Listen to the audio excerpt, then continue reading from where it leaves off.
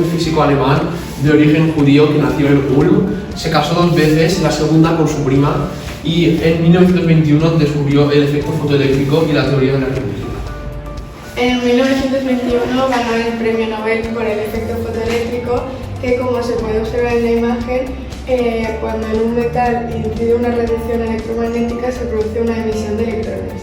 Esto se aplicó a la fotoconductividad y al efecto fotovoltaico, y el efecto fotoeléctrico es lo opuesto a los rayos X, ya que indica que los fotones pueden transferir energía a los electrones.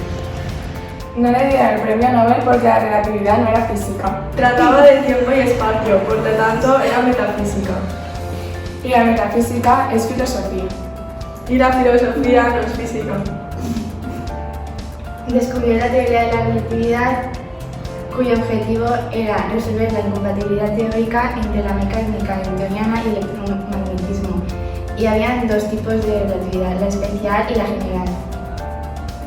La especial describe la física en movimiento entre un marco entre el espacio-tiempo en plano, y la general en geometría.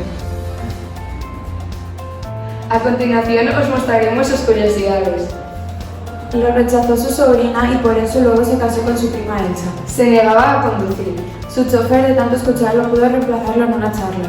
Estuvo por construir la bomba atómica.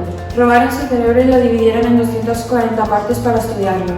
Reprobó el examen de ingreso a la Universidad de Suiza. Solo le gustaba vestir con trajes grises. Y por último tocaba el violín con maestría.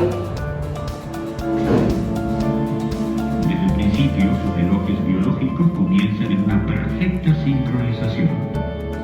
Muy pronto, sin embargo, aún con la mejor planificación hecha por mamá y papá, la sincronización falla.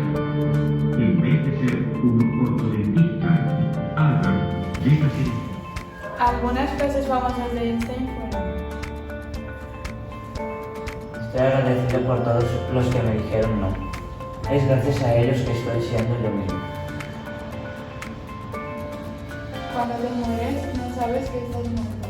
No sufres por ello, pero es duro para ti mismo. Lo mismo pasa cuando eres imbécil. Nunca pienso en el futuro, llega demasiado pronto. Los intelectuales